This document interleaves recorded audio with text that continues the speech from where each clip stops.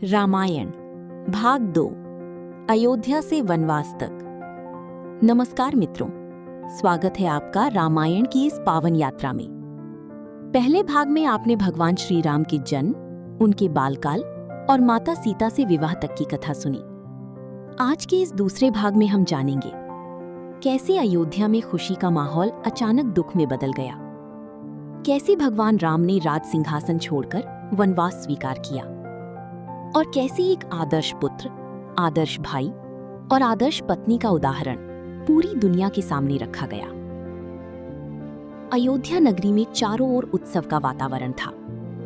राजा दशरथ ने निर्णय लिया कि अब वे अपने सबसे बड़े पुत्र श्री राम को अयोध्या का राजा बनाएंगे।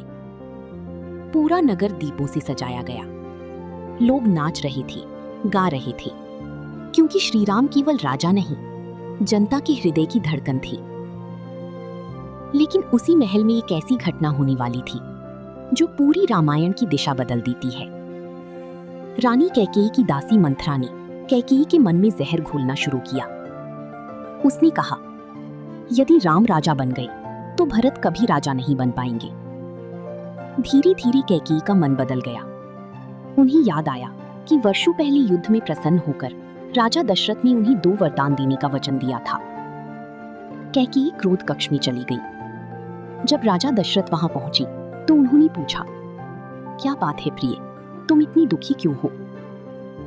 कैकेयी ने कहा, मुझे मेरी 2 वरदान चाहिए।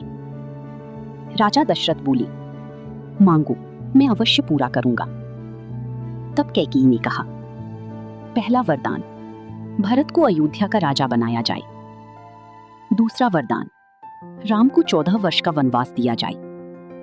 ये सुनते ही राजा दशरथ के पैरों तले जमीन खिसक गई। उनकी आंखों से आंसू बहने लगे।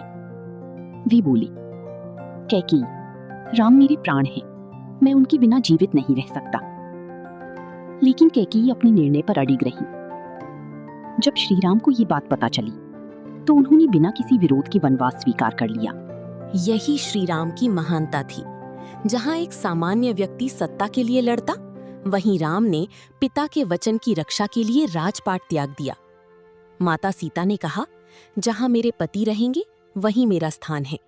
और लक्ष्मण बोले, भैया मैं भी आपके साथ वन जाऊंगा।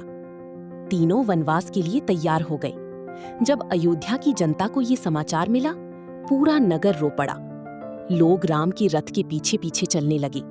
हर किसी की आंखों में आंसू थे। श्री राम ने सभी को समझाया, राजा का धर्म निभाना ही सबसे बड़ा कर्तव्य है।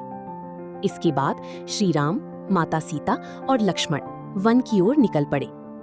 उधर राजा दशरथ राम वियोग सह नहीं पाए। वे बार बार राम का नाम लेते रहे और अंततः उन्होंने अपने प्राण त्याग दिए। जब भरत को ये सब पता चला, वे क्रोधित और दुखी हो गए। उन्होंने कैकेयी से कहा, माँ, आपने बहुत बड़ा अन्याय किया है। भरत तुरंत वन की ओर गए और श्री राम से वापस लौटने की विनती की। लेकिन श्री राम ने कहा, पिता का वचन मेरे लिए सबसे बड़ा धर्म है। तब भरत ने श्री राम की खड़ाऊ ली और उन्हें अयोध्या के सिंहासन पर रखकर स्वयं सेवक की तरह राज्य चलाने लगे। यही कारण है कि रामायण केवल एक कहानी नहीं, बल्कि त्याग, प्रेम, मर्यादा और धर्म का जीवंत उदाहरण है। श्री राम हमें सिखाते हैं कि कर्तव्य हमेशा स्वार्थ से बड़ा होता है। भरत सिखाते हैं कि सच्चा प्रेम सत्ता नहीं चाहता, और माता सीता सिखाती हैं कि संकट में साथ निभाना ही सच्चा प्रेम है।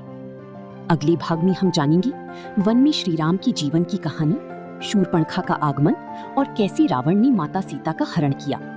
यदि आपको ये रामायण का भाग पसंद आया हो तो इसे अपने परिवार और मित्रों के साथ अवश्य साझा करें।